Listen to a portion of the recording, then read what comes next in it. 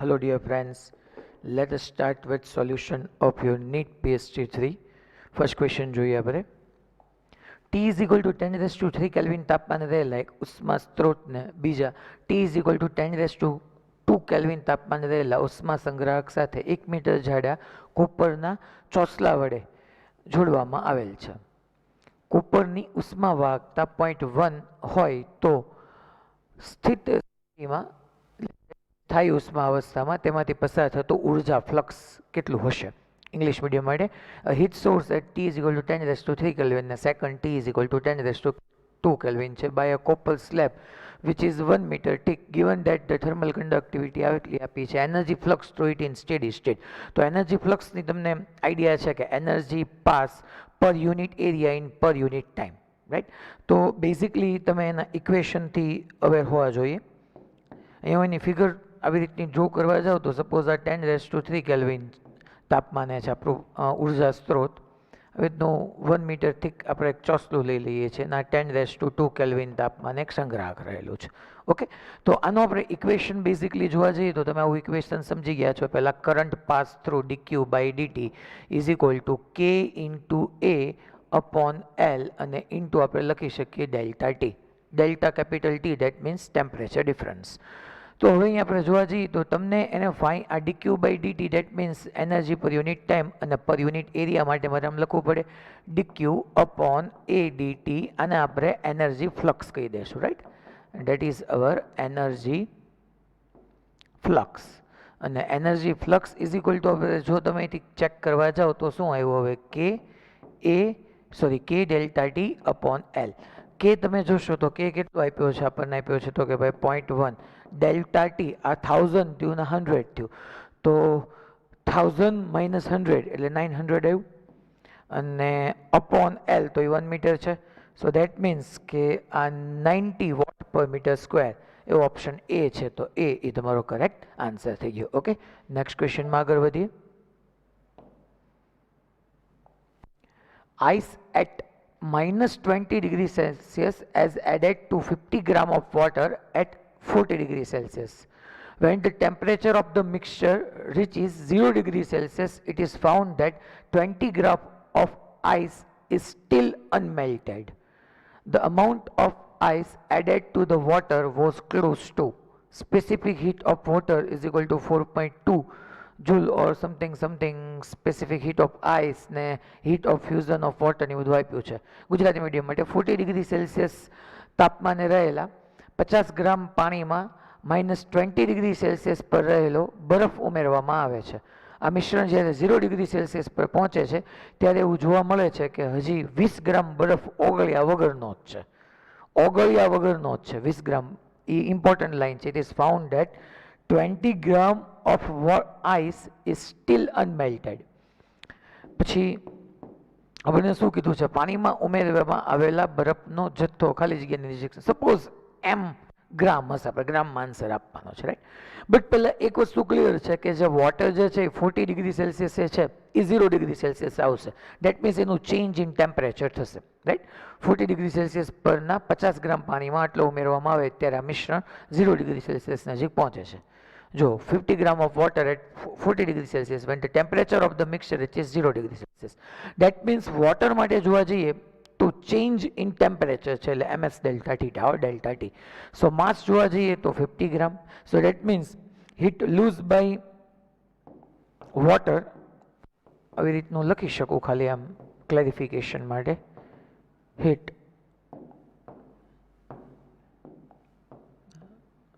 lost by water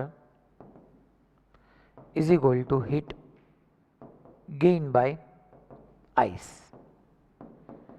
તો આ જે છે એ 40 થી 0 સુધી આવશે. સો ms, m એટલે 50 ગ્રામ, s તમે જોવા જાઓ તો આની માટે તમને 4.2 આપ્યું છે જો, અને 40 to 0 that means 40 is equal to heat gained by ice. But હવે સપોઝ m આપણને એમ પૂછ્યું છે કે પાણીમાં ઉમેરવામાં આવેલ બરફનો જથ્થો, તો આપણે ટોટલ m ગ્રામ એઝ્યુમ કર્યું છે.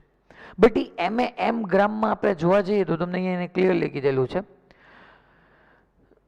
it is found that 20 gram of ice is still unmelted. એ અનમેલ્ટેડ છે, બટ હા -20 ટુ 0 આવી ગયું છે. હવે પછી આપણે જોઈએ the amount of ice added to water was close to, right. એટલે કે ગુજરાતી મીડિયમમાં એક વખત કે ત્યારે એવું જોવા મળ્યું છે કે હજી 20 ગ્રામ બરફ ઓગળ્યા વગરનો છે, પાણીમાં ઉમેરવામાં આવેલ બરફનો જથ્થો ખાલી જગ્યાની નજીક હશે. સો જે ટોટલ માસ જે કંઈ છે એમાંથી 20 ગ્રામ એટલે m-20 જેટલું હજી ઓગળ્યા વગરનું છે. ડેટ મીન્સ એનામાં ચેન્જ ઇન ફેઝ નથી આવ્યું. તમે સમજી શકશો મારી વાત. ટોટલ m ગ્રામમાંથી 20 ગ્રામ સિવાયનું બધું ઓગળી ગયું છે. દેટ મીન્સ આઈસમાંથી વોટર થઈ ગયું. That means change in phase. So that means પહેલા તો ml ચેન્જ ઇન ફેઝ, આ જે ટોટલ એનર્જી આપી એમાંથી આપણે આમ જોવા જઈએ તો મેં તમને કીધું એમ કે ભાઈ આપણે અહીંયા અગેન 20 ગ્રામને તમે રિમેઇનિંગ જેટલું પણ છે એ બધાનું ચેન્જ ઇન ફેઝ થઈ ગયું છે. સો m-20 મલ્ટીપ્લાય આપણે શું લખી શકીએ ચેન્જ ઇન ફેઝ માટે આવશે 334. યસ 334. તમે સમજી ગયા મારી વાત. જે એનર્જી આપી એનામાંથી બધાનું જે છે જેટલો બી આઈસ હતો એ બધા 0 ડિગ્રી સેલ્સિયસે તો આવી જ ગયા. એટલે ચેન્જ ઇન ટેમ્પરેચર બધાનું થઈ ગયું, પણ ટોટલ માસમાંથી 20 ગ્રામ જે એવું છે કે જેની અંદર હજી ચેન્જ ઇન ફેઝ નથી થયું. સો દેટ્સ વાય m-20 એટલે 20 સિવાયનું બધું ચેન્જ ઇન ફેઝ એનર્જીમાં એ પણ યુઝ થઈ, અને પ્લસ ટેમ્પરેચર તો 0 એટલે આવ્યા જ તે. કેટલાનું તો કે ટોટલ બધાનું. m માસનો આઈસ હતો તો m માસના આઈસને આપણે 0 ડિગ્રી સેલ્સિયસે તો લઈ આવ્યા જ તે. એટલે હતો કેટલા 20 એટલે મલ્ટીપ્લાય ડેલ્ટા ટી 20 - 0 એટલે 20, અને મલ્ટિપ્લિકેશનમાં આવશે 2.1. યસ 2.1. હવે આનો તમારે કેલ્ક્યુલેશન કરો એટલે તમે તમારા ફાઇનલ આન્સર સુધી પહોંચી જશો. ઓકે, નેક્સ્ટ ક્વેશ્ચનમાં આગળ વધીએ. A thermometer graduated according to a linear scale reads a value x0 when in contact with boiling water and x0/3 when in contact with ice. What is the temperature of an object in 0 degree Celsius if this thermometer in the contact with the object reads x0/2? Gujarati medium માટે કોઈ એક અંકિત કરેલ, thank you, કરેલ thermometer જ્યારે ઉકળતા પાણીના સંપર્કમાં આવે ત્યારે માપક્રમ તે x0 વાંચે છે. ઉકળતા પાણી એટલે આપણે સ્ટીમ પોઈન્ટ માટે લઈ લેશું.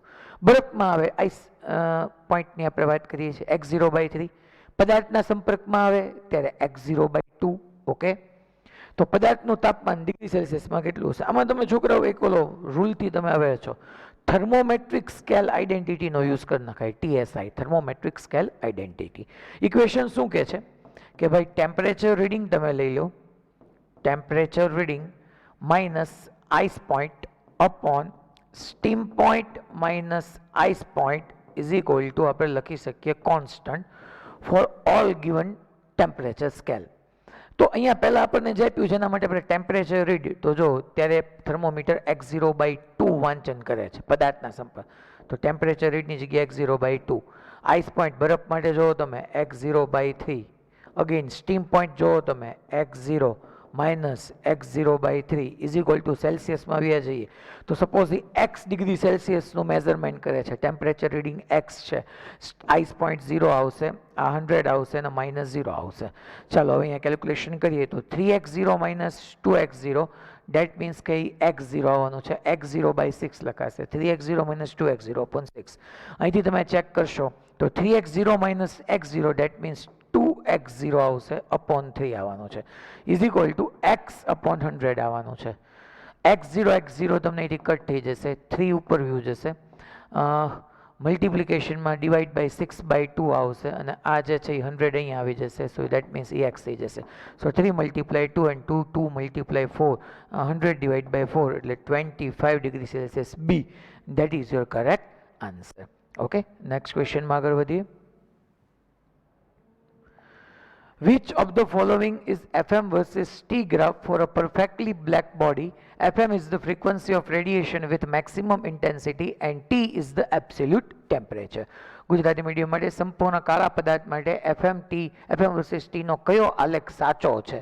FM એ વધુમાં વધુ તીવ્રતા સિમ્પલ છે છોકરાઓ, lambda is inversely proportional to T હોય, according to Wien's displacement law આપણે વાત કરીએ, lambda M is inversely proportional to T, that's why F M is directly proportional to T. તો સી જે છે એ કરેક્ટ આન્સર થઈ જશે. નેક્સ્ટ ક્વેશ્ચનમાં આગળ વધીએ.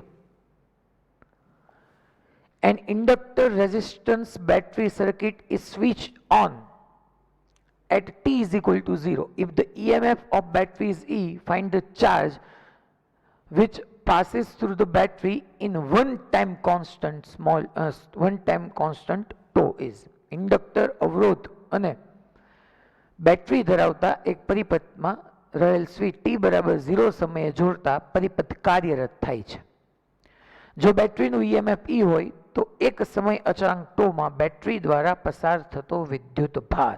તો છોકરામાં ગ્રો ઓફ કરંટ આવશે, grow of current in inductor. એના ઇક્વેશનથી આપણે બધા અવેર છીએ કે I is equal two I0 1 minus e raise to minus small t upon toe or RT upon L, right. પણ અહીંયા એને વન ટાઈમ કોન્સ્ટન્ટમાં કીધો તો એની જ વેલ્યુ મૂકવી છે, એટલા માટે હું ટો રાખું છું.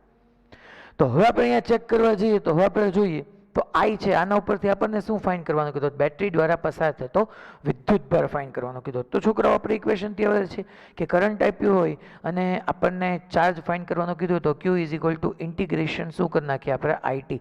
વન ટાઈમ કોન્સ્ટન્ટ માટે છે એટલે 0 ટુ શું થઈ જાય તો. હવે આપણે અહીંયા એની વેલ્યુ મૂકવા માંડીએ. ચાલો I0 ને બહાર લઈ લેશું. 1 minus e raise to minus small t upon tau આવવાનું છે, ઇન્ટિગ્રેશન 0 ટુ ટુ આમ નામ અને ઇન્ટુ શું આવવાનું છે dt આવવાનું છે. Okay, so that means Q is equal to આપણે જોવા જઈએ તો I0 1 ઇન્ટુ dt થાય અને ડેટ્સ વાય dt નું ઇન્ટિગ્રેશન શું થશે t minus e raise to minus small t upon tau નું minus e raise to minus small t upon tau થાય.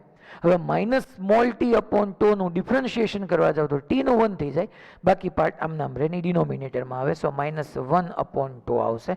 હજી લિમિટ મૂકવાની બાકી છે 0 ટુ ટુ નું 0 to tau. Minus minus plus થઈ જશે. So that's why Q is equal to આપણે લખી શકીએ આ I0 t minus minus plus to આવી ગયું e raise to minus small t upon tau. હજી લિમિટ આમની આમ જ છે. ચાલો હવે અપર લિમિટ મૂકી દઈએ. હવે ઇઝી થઈ ગયું કામ.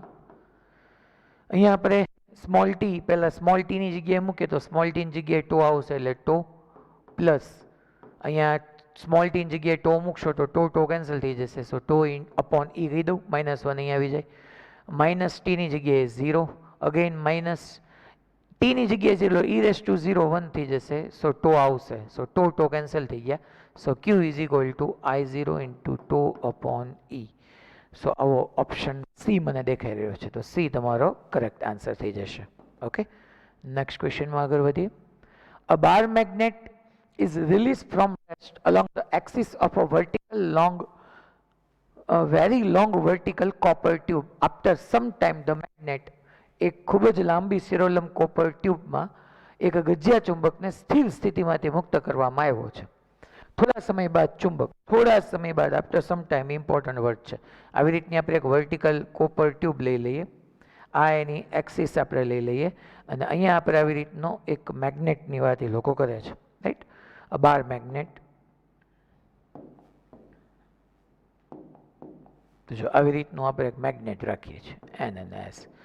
આફ્ટર સમ ટાઈમ કીધું છે એનો મતલબ શું કે સ્લોલી આની એન્ટર થતો જશે. તમે જોજો ઇનિશિયલી આપણે જોવા જઈએ ઇનિશિયલી તો શું થાય છે કે આની મેગ્નેટિક ફિલ્ડ લાઇન્સ બધી બહાર આવતી હોય, જેમ આ નીચે આવતો જાય એમ એની મેક્ઝિમમ મેગ્નેટિક ફિલ્ડ લાઇન્સ છે એ કોપરની સાથે સંકળાતી જાય. દેટ મીન્સ કે કોપરની અંદર ચેન્જ ઇન ફ્લક્સ આવે. ચેન્જ ઇન ફ્લક્સ કોપરની અંદર શું પ્રોડ્યુસ કરશે તો કે ઇન્ડ્યુસ કરંટ, અને ઇન્ડ્યુસ કરંટને એને લીધે ઇન્ડ્યુસ EMF, અને એને લીધે શું થશે ઇન્ડ્યુસ EMF ઇન્ડ્યુસ કરંટ, તો આ copper new magnetic field produce થશે જે આને mg સામે એટલું જ ઉપર ILB પ્રોવાઈડ કરશે. And that's why a constant વેલોસિટીથી મૂવ કરશે. Will stop in the tube, ના ના એવું તો થવાનું. Will move with almost constant speed. ટ્યુબમાં લગભગ અચળ ઝડપથી ગતિ કરશે, એ કરેક્ટ છે. જી પ્રવેગ સાથે તો ગતિ કરવાનો નથી, દોલનો તો કરવાનો નથી. તો આમ તમે આમ કાંઈ વિચાર્યા વગર જવાબ આપો ને તોય તમને ખબર પડી જાય કે ભાઈ અચળ ઝડપથી જ ગતિ કરશે. શું કામ? આફ્ટર સમ ટાઈમ શું કામ કીધું? કારણ કે થોડુંક મેગ્નેટિક ફિલ્ડ લાઇન્સ એની સાથે સંકળાવી જોઈએ, જેમ એની અંદર જતો જશે મેગ્નેટિક ફિલ્ડ લાઇન્સ એની સાથે સંકળાતી જશે, એમ એની અંદર ઇન્ડ્યુસ કરંટ ને ઇન્ડ્યુસ EMF આવતો જશે અને ફોર્સ એની અંદર મેગ્નેટિક ફોર્સ અહીંયા જનરેટ થશે. Okay, so that means will move with almost constant speed. ટ્યુબમાં લગભગ અચળ ઝડપથી ગતિ કરશે. That is our correct answer.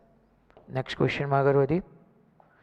Figure shows a square loop of side 5 centimeter being moved towards right at a constant speed of 1 centimeter per second. The front edge enters the 20 centimeter wide magnetic field at t is equal to 0. Find the EMF induced in the loop at t is equal to 22 second. Gujarati medium માટે આકૃતિમાં 5 centimetre વાળી એક ચોરસ loop દર્શાવી છે. આ loop 1 centimetre પર સેકન્ડની અચળ ઝડપથી જમણી તરફ ગતિ કરે છે. તો t બરાબર 0 સમયે લૂપની આગળની ધાર 20 સેન્ટીમીટર પહોળા ચુંબકીય ક્ષેત્રમાં દાખલ થાય તો t is equal two 22 second લૂપમાં પ્રેરિત EMF. તો પ્રેરિત EMF નું બેઝિક ઇક્વેશનથી તો આપણે અવેર જ છે, E is equal two d5/dt and flux 5 is equal two BA. Time તમને આપ્યો છે 22 સેકન્ડ. ઓકે, બટ તમે અહીંથી સ્ટાર્ટ કરવા જાઓ એક્ઝેક્ટલી એને બહુ ક્લિયરલી કીધેલું છે. જો the front edge enters the 20 centimeter wide field magnetic field at t is equal to 0. એટલે અહીંયા આપણે જોવા જઈએ તો t is equal to 0 time પર જ આ એન્ટર થાય છે. હવે તમને એને ત્યારે initially 1 second 2 second 3 second 4 second ને 5 સેકન્ડ સુધી EMF જનરેટ થશે કારણ કે ત્યાં સુધી ચેન્જ ઇન ફ્લક્સ છે. પણ એક વખત 5 સેકન્ડ થઈ ગઈ એટલે આખું લૂપ જે છે એ મેગ્નેટિક ફિલ્ડની અંદર આવી ગઈ. કારણ કે તમને એને કીધું જ છે 1 સેન્ટીમીટર પર સેકન્ડની સ્પીડથી જાય છે. 1 સેકન્ડમાં 1 સેન્ટીમીટર તો 5 સેકન્ડમાં 5 સેન્ટીમીટર જેટલું ડિસ્ટન્સ ટ્રાવેલ કરશે. ડેટ મીન્સ આ કમ્પ્લીટલી સ્ક્વેર લૂપ હવે અંદર આવી ગઈ છે. ડેટ મીન્સ હવે ચેન્જ ઇન ફ્લક્સ તો છે જ નહીં. બટ 20 સેકન્ડ પછી બહાર આવશે કારણ કે 5 સેકન્ડમાં અંદર આવી ગઈ. ટોટલ 20 સેન્ટીમીટર છે. 0 સેકન્ડ જ સ્ટાર્ટ કરી દીધું હતું અહીંથી, જોજો એટલે એ ક્યાંય કન્ફ્યુઝન ન રહે. 0 સેકન્ડ જ સ્ટાર્ટ કરી દીધું હતું. 20 સેકન્ડમાં એ 20 સેન્ટીમીટર ટ્રાવેલ કરી નાખે. તમને 22 એ પૂછ્યું છે એટલે 22 એ શું થશે ખબર છે? આવું કંઈક થશે. જો કે 3 સેન્ટીમીટર જેટલો પાર્ટ જે છે ને એ અંદર હશે અને 2 સેન્ટીમીટર જેટલો બહાર હશે. 3 સેન્ટીમીટર અંદર હશે અને 2 સેન્ટીમીટર બહાર હશે. રાઈટ? તો આપણે ચેન્જ ઇન ફ્લક્સમાં flux 5 is equal to AB, તો એટલા એરિયા સાથે ફ્લક્સ ચેન્જ થયું કહેવાય. 2 × 5, આ તો 5 જ લેવાની જ ને છોકરાઓ, આમાં કાંઈ ફેર નથી થવાનો. સો 5 ઇઝ ઇક્વલ ટુ આપણે જોવા જઈએ તો flux 5 is equal to AB આપણે લખેલું જ છે. સો દેટ મીન્સ બીની જગ્યાએ આપણે લખી નાખીએ છીએ 0.6 ટેસ્લા. તમને જો ફિગરમાં આપ્યું છે 0.6 ટેસ્લા મલ્ટીપ્લાય એરિયા માટે 5 તો છે જ, આ સાઈડથી 2 અને 10⁻⁴ આવી જશે તો ફ્લક્સ મળી જાય. ટાઈમ આપ્યો છે સિમ્પલ, તો તમને તમારો આન્સર ઇઝીલી મળી જશે. ઓકે, નેક્સ્ટ ક્વેશ્ચનમાં આગળ વધીએ.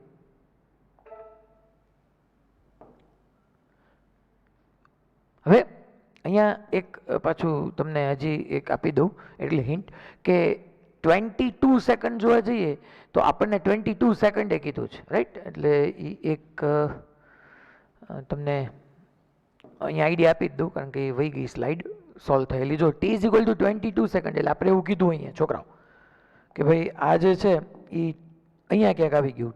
રાઈટ? લૂપ તમારી તો 2 સેન્ટીમીટર જેટલી બહાર હતી ને 5 સેન્ટીમીટર ઓલું એટલે 5 × 2 થઈ ગયું. So directly flux 5 is equal to આપણે જોવા જઈએ તો ફ્લક્સ 5 ઇઝ ઇક્વલ ટુ અરે યાર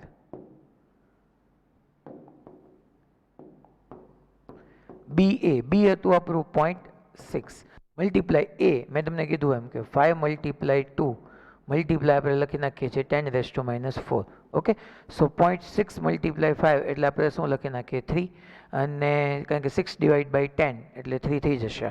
મલ્ટીપ્લાય 2 અને મલ્ટીપ્લાય 10⁻⁴. ઓકે, બટ હવે તમે અહીંયા જોવા જાઓ તો તમે ટાઈમમાં પાછા 22 સેકન્ડ ટોટલ નહીં લખતા કારણ કે ટોટલ 2 સેકન્ડમાં જ એનું ફ્લક્સ જે છે એ લિંક થયું છે. 22 સેકન્ડ નહીં આવે એટલે એ મેં ક્લેરિફિકેશન કરવા માટે અહીંયા તમને કીધું છે. And that's Y answer 3 × 10⁻⁴ 2 cut થઈ જશે એટલે એ તમારો આન્સર આવી જશે. કારણ કે 0 to 22 સેકન્ડની આપણને 22 સેકન્ડે જોવા જઈએ તો લાસ્ટ 2 સેકન્ડમાં એ બહાર હતો. દેટ મીન્સ કે 2 સેન્ટીમીટર જેટલું બહાર આવ્યું. નેક્સ્ટ ક્વેશ્ચનમાં આગળ વધીએ. ધ કરંટ જનરેટર, આ કોઈ એક કરંટ જનરેટર છે જે કરંટને જનરેટ કરે છે IG shown in figure sends a constant current I through the circuit. The wire CD is fixed and AB is made to slide on the smooth, thick rails with a constant velocity V towards right.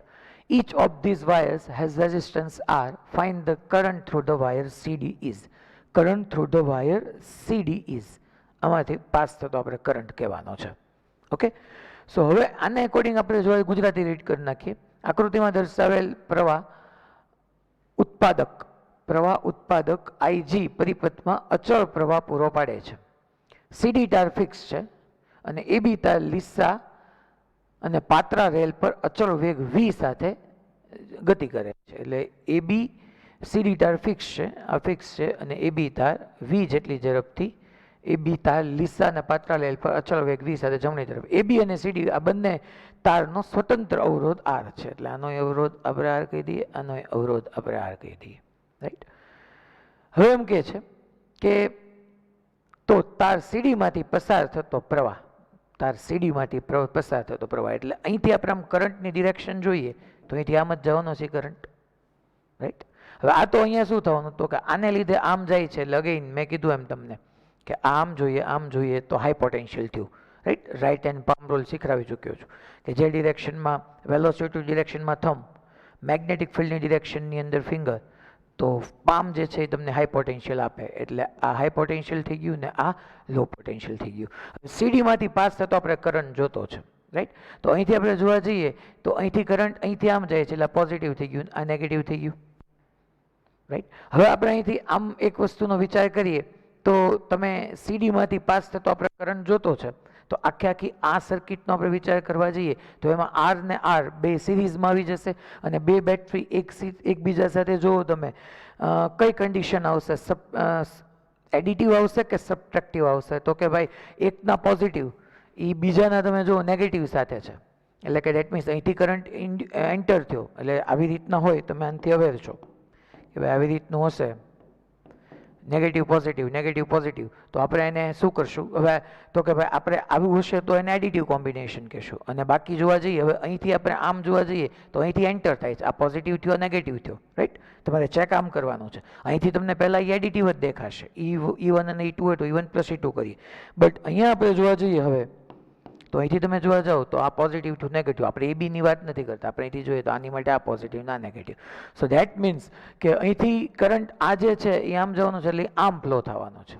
Right. તો that means બંને batteries તમે જોવા જશો તો એ આવી રીતનું કંઈક એનું કોમ્બિનેશન બનશે કે ભાઈ એક રેઝિસ્ટન્સ આર લઈ લઈએ છીએ, બીજો રેઝિસ્ટન્સ આર લઈ લઈએ છીએ, એક બેટરી આવી રીતે છે અને બીજી બેટરી આવી રીતે છે. એટલે બેના પોઝિટિવ નેગેટિવ બે કનેક્ટેડ છે અને ધેટ્સ વાય તમને ખબર છે કે આપણે એને સબટ્રેક્ટિવ કોમ્બિનેશન કહેશું. સો I = આપણે અહીંયા લખી શકશું. તમને શું ફાઇન્ડ કરવાનો કીધો છે? સીડીમાંથી પાસ થતો કરંટ. સો ટોટલ રેઝિસ્ટન્સ 2R થઈ ગયો અને ઓલરેડી V = IR તો હતું જ તે માઇનસ મોશનલ EMF BVL આવ્યું. સો IR - BVL upon 2R. B, that is your correct answer. આખું તમે મેં કીધું એમ કે અગેન અહીંથી એન્ટર થાય છે, અહીંથી બહાર આવે છે. અહીંયા શું થયું? એક ઇન્ડ્યુસ જ થયું કરંટ. તો તમે જોવા જાઓ તો અહીંયા આ પોઝિટિવ, આની માટે તમે વિચારી શકો. સપોઝ તમને AB માટે જોવું છે તો AB માટે જુઓ તમે આમ જોઈ શકો. આપણે AB વાયર લઈ લઈએ, AB આ પ્લસ થયું, આ માઇનસ થયું, અહીંથી એન્ટર થયું. સો ધેટ મીન્સ કે અહીંયા જો તમે જોવા જાઓ તો પોઝિટિવ નેગેટિવ પોઝિટિવ. રાઈટ. અહીંથી એન્ટર થાય એટલે આ પોઝિટિવ થાય ને, એન્ટર થાય એટલે પોઝિટિવ. આ તો પોઝિટિવ હતું જ તે, તો અહીંથી એન્ટર થયું એટલે પોઝિટિવ, તો positive negative positive. So that means કે આ જે છે એ એડિટિવ કોમ્બિનેશન, સબટ્રેક્ટિવ કોમ્બિનેશન થયું. નેક્સ્ટ ક્વેશ્ચનમાં આગળ વધીએ. An inductor coil joined to a 6-volt battery draws a steady current of 12 ampere. This coil is connected to a capacitor and an AC source of RMS voltage 6 volt in series. If the current in the circuit is in phase with the EMF, find the RMS current. Gujarati medium માટે એક inductor કોઇલને 6 વોલ્ટની battery સાથે જોડતા તેમાંથી 12 એમ્પિયરનો એક સ્થાયી પ્રવાહ પસાર થાય છે. આ ઇન્ડક્ટર કોઇલને કેપેસિટર અને 6 વોલ્ટ RMS વોલ્ટેજ ધરાવતા એસી પ્રાપ્તિ સ્થાન સાથે જોડવામાં આવે છે. જો પરિપથમાં વિદ્યુત પ્રવાહ EMF સાથે સમાન કળામાં હોય તો RMS પ્રવાહ. પહેલા શું કીધું છે જુઓ તમે, એક ઇન્ડક્ટર છે એના પર 6 વોલ્ટની બેટરી સાથે. હવે બેટરી છે, ડીસી સોર્સ લો છો તમે અને ડીસી સોર્સ ઇન્ડક્ટર હોય એટલે કરંટ કેરિંગ વાયર જ થઈ ગયું, ઇન્ડક્ટર જ ન રહે. તો V is equal two IR, so R is equal two V તમને આપ્યું છે 6 અને I આપ્યું છે 12, સો 0.5 ઓહમ થઈ ગયું. અગેન V 6 વોલ્ટ છે અને કરંટ તમને 12 એમ્પિયર આપ્યું છે.